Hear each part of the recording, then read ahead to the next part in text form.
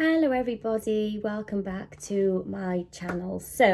I'm going to be talking about something that I can't believe I haven't ever spoken about. It just blows my mind because it's like was one of my worst symptoms. And there's a couple of different names for this. I always call them sleep jerks, but I know they're also called hypnic jerks, myoclonic jerks, whatever you want to call them. I always put them under the umbrella of sleep jerks. So when I was at my absolute worst, so this was going back around just over a year ago, when I was heavily pregnant with my son, and shortly after I had him, the sleep jerks, guys, I just can't, there's no words for them and how bad it was. I would be laying there at night and my whole, it was just like a party. It was just insane. I'd be laying there, my shoulder would go, my neck would twitch to the side, my leg would fly up, my arm would fly up, and it was just absolutely, it was terrible because then I couldn't sleep. Like, if your body is literally malfunctioning, you're not going to sleep. And then the sleep jerks developed into insomnia. And we know that insomnia, when you have a lack of sleep, can cause more twitching and more jerks. So it was honestly the worst vicious cycle. It was the worst time of my life. It was absolutely horrendous. I remember actually being in hospital. I was so sort of like mentally unwell, and I remember the nurse literally come over to me. She was like shaking me. She was like, she thought I was having like a seizure. And I remember then I said, something's seriously wrong with me, and I was like in a really bad place. And a neurologist came around, and I said, look, I was like, I'm having these like sleep jerks and I can't sleep and I am literally going to lose my mind. And like, he like sat down next to me and he was like, your nervous system is so jacked up right now. It's in absolute turmoil, that all of these things are happening as a result of your really, really high adrenaline cortisol levels. Your stress is up here. You're constantly just in this fight or flight mode. And because of that, your nervous system is just literally going crazy.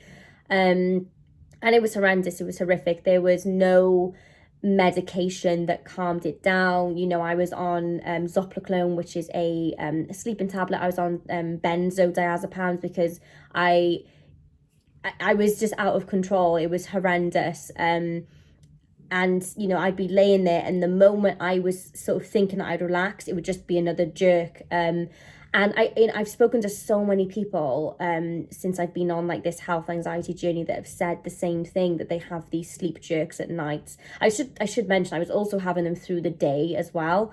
And yeah, it was crazy because actually when I started to read up on kind of like myoclonic jerks and things like that, not once did I read that they could be caused by anxiety. They always pointed towards a neurological disease. So obviously I was thinking that I had something seriously wrong with me. And it was really frustrating because now obviously I know full well that when I'm stressed and anxious, I get these myoclonic sleep jerks. I just get them. It's just something that my body does. And my mum gets them too, because it was strange because when my mum was sort of looking after me when I was really poorly, I remember she was sat next to me one day and her shoulder was kind of going like that, and I was like, Mum, are you okay? And she was like, it's just my anxiety. She was like, I get that when I'm stressed. And it's funny because for me, I was like thinking that I was dying of some awful neurological disease, and my mum was just like, oh yeah, I get that when I'm like stressed. But yeah, I've spoken to so many people that have said the same to me, that they get these sleep jerks, and then that then develops into insomnia, and then the insomnia makes the sleep jerks worse, and it's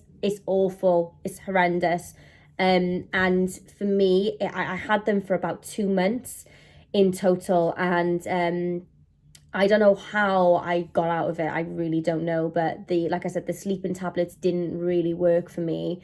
I did a couple of things, like I got into like a good sleep hygiene kind of routine. I had like wouldn't go on any of my like phone, or I wouldn't watch TV past like 9 p.m. I would try and go to bed at the same time. I was having a bath before bed with like lavender, bought myself a weighted blanket, which I really do feel helped. I was taking magnesium before bed. I bought like a magnesium cream to put on. So I did so much. So it was hard for me to pinpoint exactly what it was that obviously like helped. But I started sleeping again. And when I started to sleep again, my sleep jerks, they just decreased.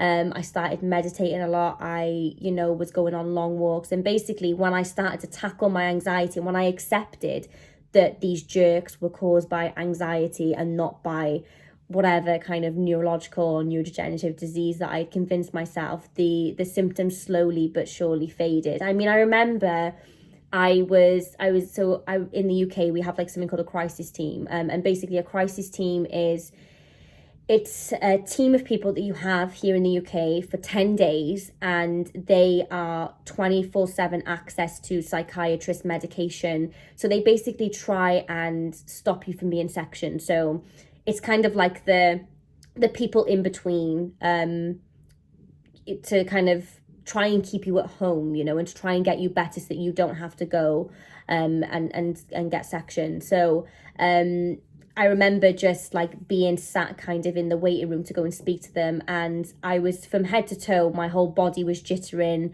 like I was tingling, my eyebrow was spasming, my jaw was kind of going, my arm was flying up. It was just insane. I couldn't walk properly, my legs felt weak. It was just, honestly, I'm not even doing it justice with this video. Like, I wish that I had taken videos back then to show you guys how bad it was. It was just horrendous. It was a really, like, the I can't even really remember most of it, because I think I've kind of like, my brain is trying to protect me, and it's kind of like, it's just this blurred time that I can't really remember. But it was only when I accepted that I was dealing with severe anxiety, and I just put my heart and soul into getting myself better mentally, that all of those awful symptoms finally, slowly but surely, went away. And I still have some residual ones now. For example, like my eyebrows still to this day, and we're like a year on, will spasm now and again.